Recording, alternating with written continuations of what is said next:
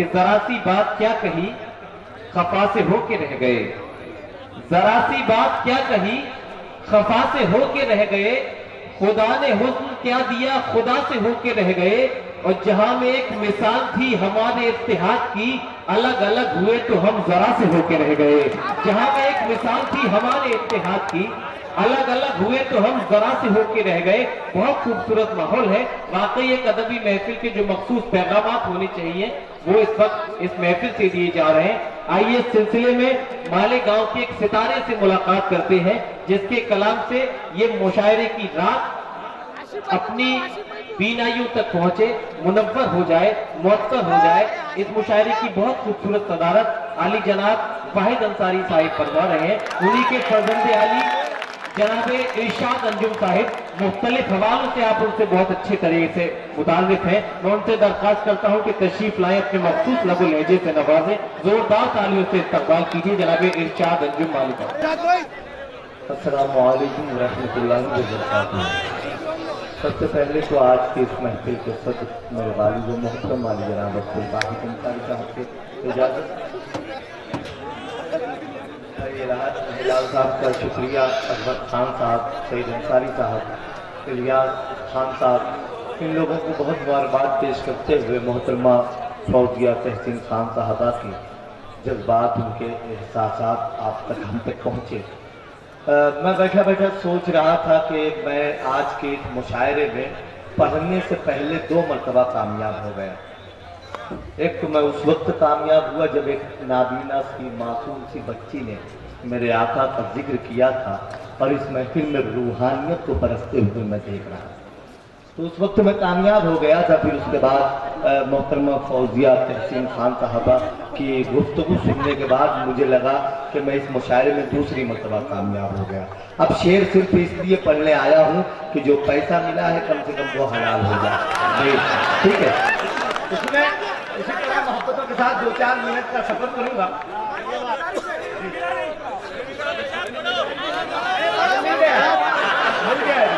बिल्कुल मसले मतलब मैं दोस्तों, मैं इतना तो पढ़ा लिखा हूँ कि जहाँ पे माएँ बहनें और जहाँ लेडीज जेंट्स और आदमी मर्द और खवातीन साथ में बैठ कर सुन रही हो तो वहाँ कैसी शायरी पढ़नी चाहिए। तो इतना पढ़ा लिखा मैं हूँ, मैं वैसे ही शेर पढ़ूंगा बिल्कुल कि मेरी माएँ बहनें भी सुन सके। सुने मतलब बताऊँ, सुनिए दोस्तों, वहाँ तक सब लोग के दिल अपना कहीं और लगाना भी नहीं था। वाह, दिल अपना कहीं और लगाना भी नहीं था, पर तेरे अलावा तो ठिकाना भी नहीं था। अच्छे सुन के बताना पर होने वालों कि दिल अपना कहीं और लगाना भी नहीं था, पर तेरे अलावा तो ठिकाना भी नहीं था। और उस वक्त भी रखा था भरम हमने वफा का, जिस वक्त मोहब्बत का जमाना भी नहीं था। उस वक्त भी रखा था भरम हमने वफा का, जिस वक्त मोहब्बत का जमाना भी नहीं था। वो मांग रहा था कि मोहब्बत मुझे दे दे, वो मांग रहा था कि मोहब्बत मुझे दे दे, और हाथ में मेरे ये खजाना भी नहीं था। वो मांग रहा था कि मोहब्बत मुझे दे दे और हाथ में मेरे ये खजाना भी नहीं था। एक 4 मिसरे कुछ इस तरह होते हैं कि जिस बस्ती में बहुत ज्यादा शोर शराबे होते हैं उस बस्ती के लोगों में कितने सन्नाटे होते हैं। जिस बस्ती में बहुत ज्यादा शोर शराबे होते हैं उस बस्ती के लोगों में कितने सन्नाटे होते हैं। सोच रहा था आज मैं खुद को आईने में देखते वक्त कहते हैं प्यार में लुटने वाले चेहरे मेरे जैसे होते हैं। सोच रहा था आज मैं खुद को आईने में देखते वक्त प्यार में लुटने वाले चेहरे मेरे जैसे होते हैं।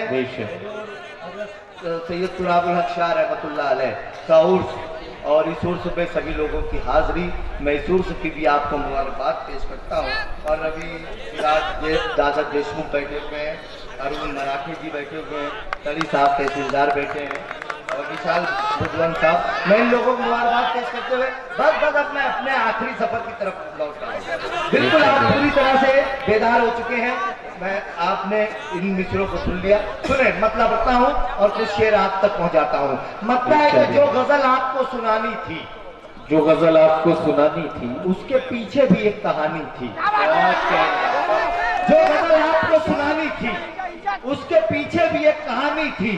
तू मेरे घर तक आके लौट गया, कम से कम बेल तो बजानी थी। तू मेरे घर तक आके लौट गया, कम से कम बैल तो बजानी थी। कम से कम बेल तो बजानी थी। तू मेरे घर तक आके लौट गया, कम से कम बेल तो बजानी थी। वो हाँ शेर सुने, हम भी उस सान्हे में एक साहब ने कहा कि बेल नहीं थी। क्या इन्होंने ये कहा कि लाइट नहीं थी। लाइट नहीं थी। अच्छा हाँ ठीक है भैया, अगर लाइट नहीं होती है तो अगर परभनी के कोई शख्स आया होता तो वो सीटी इस अंदाज में बजा देता बाहर खड़े होकर कि मुझे लगता मेरे घर की बेल बज रही है। सुने मैं मतलब बताऊं, और एक शेर, बहुत अच्छा शेर आप तक पहुंच रहा है कि जो गजल आपको सुनानी थी उसके पीछे भी एक कहानी थी। तू मेरे घर तक आके लौट गया, कम से कम बेल तो बजानी थी। हम भी उस सान्हे में शामिल थे, हम भी उस सान्हे में शामिल थे जब मोहब्बत ने हार मानी थी। हम भी उस सान्हे में शामिल थे जब मोहब्बत ने हार मानी थी। आरज़ुओं को जगमगाते हुए, देखिए गरीब शख्स अपने बच्चों की ख्वाहिशें पूरी करते करते कब्रिस्तान पहुंच जाता है। मेरा मतलब बनता है अगर मैंने कुछ कह दिया हो तो दुआएं दे दें मेरे दामन में कि आरज़ुओं को जगमगाते हुए, आरज़ुओं को जगमगाते हुए बुझ गया मैं दिए जलाते हुए। शेर सुनना, आरज़ुओं को जगमगाते हुए बुझ गया मैं दिए जलाते हुए। मैंने देखा है एक समुंदर को एक बोतल में डूब जाते हुए। मैंने देखा है एक समुंदर को एक बोतल में डूब जाते हुए। मेरे मरने पे मेरे दुश्मन भी, कम से कम मेरी कौम का हर शख्स ऐसा तो काम कर जाए कि मैंने देखा है एक समुंदर को एक बोतल में डूब जाते हुए। मेरे मरने पे मेरे दुश्मन भी रो रहे थे खुशी मनाते हुए। मेरे मरने पे मेरे दुश्मन भी रो रहे थे खुशी मनाते हुए। बहुत बहुत शुक्रिया जनाब इरशाद अंजुम साहिब। दोस्तों, निदा फाजली ने किसी जमाने में कहा था कि अगर कुछ मखसूस लोग सुनना चाहते हैं अपने आने वाले शायर को, दोस्तों एक एक बार सबको समाप्त कर लें, फिर उसके बाद जिस तरह से आप इसकी फरमाइश करेंगे। और हाँ, मगर दोस्तों अगर आप वाकई किसी से मोहब्बत रखते हैं तो आप मोहब्बतों से सुनते रहिए। आप बेदार उसी तरह से रहिए कि शायर को यह जाने की जरूरत न पड़े, वो लगातार आपको कलाम सुना सके। जरा इस्तकबाल कीजिए दोबारा से अपनी मोहब्बतों के अंदाज में कि वो चंद कताब और लगा सके। बहुत शुक्रिया दोस्तों आपकी सरजमी में परभनी शुरू में कुछ ऐसा भी हुआ कि हमें अपनी आबरू बड़े खतरे में लग रही, लेकिन मुझे यकीन था, मैं भी कुछ दिन पहले लियाज भाई के प्रोग्राम में आया था तो मुझे आपकी मोहब्बतों पर पूरा भरोसा था। जिस शख्स ने ये जुमला इजाद किया है कि दिल्ली दिल वालों की है, तो शायद वो परभनी आना भूल गया था, वरना वो ये बोलता कि परभनी दिल वालों की जमीन है। सुनो मैं मतलब बताऊं कि उस पर ही क्यों तेजी तक 2-3 गजल के 2-3 शेर सुन ले। उस पर ही क्यों पहरेदारी होती है जिस चेहरे पर आंख हमारी होती है। उस पर ही क्यों पहरेदारी होती है जिस चेहरे पर आंख हमारी होती है। और जिस चेहरे पर आंख हमारी होती है कुछ तो ऐसी बात हमारे अंदर है। क्या कहें, कुछ लोग साजिशें कर रहे हैं। देखिए एहतिजाज इस तरह भी होता है, कुछ लोग साजिशें कर रहे हैं लेकिन उन्हें पता नहीं है कि उनकी नींद भी हमने ही उड़ा रखी है। हमारा जिक्र किए बगैर उनकी कोई मीटिंग कोई महफिल पूरी नहीं हो सकती। सुने कि उस पर ही क्यों पहरेदारी होती है जिस चेहरे पर आंख हमारी होती है। कुछ तो ऐसी बात हमारे अंदर है, हर महफिल में बात हमारी होती है। कुछ तो ऐसी बात हमारे अंदर है, हर महफिल में बात हमारी होती है। जहाँ मुश्किल मोहब्बत लग रही है। गजल कब बदल जाएगी, जहाँ मुश्किल मोहब्बत लग रही है।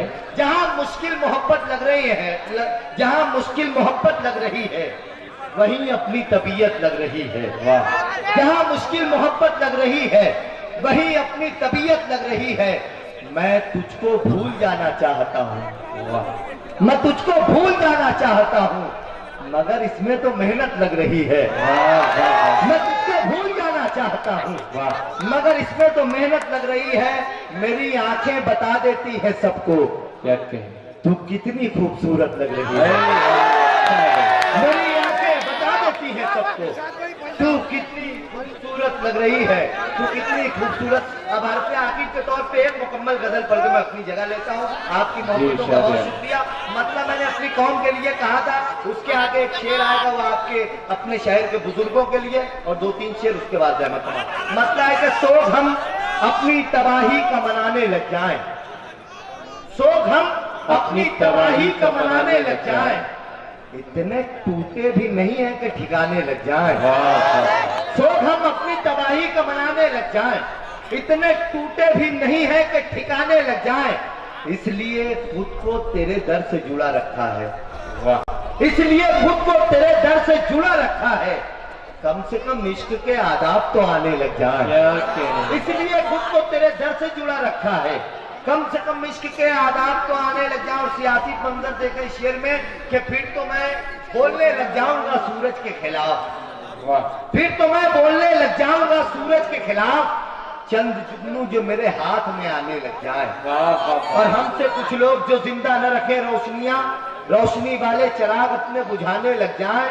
हमने इस उम्र में जो दर्द उठा रखे हैं, आप अगर सोचने बैठे तो जमाने लग जाए। अब यह मक्ता आखिरी मक्ता मैंने इसमें शोखी की है। अगर आपको लगे कि शोखी मैंने मुकम्मल की तो बस दुआएं देकर रुखसत कर दीजिएगा कि सोग हम अपनी तबाही का मनाने लग जाएं, इतने टूटे भी नहीं है कि ठिकाने लग जाएं, इसलिए खुद को तेरे दर से जुड़ा रखा है, कम से कम इश्क के आदाब तो आने लग जाएं, फिर तो मैं बोलने लग जाऊंगा सूरज के खिलाफ, चंद जुगनू जो मेरे हाथ में आने लग जाए। हमने इस उम्र में जो दर्द उठा रखे हैं, आप अगर सोचने बैठे तो जमाने लग जाए। हमसे कुछ लोग जो जिंदा न रखे रोशनी वाले चिराग अपने बुझाने लग जाए, रोशनी वाले चिराग अपने बुझाने लग जाए।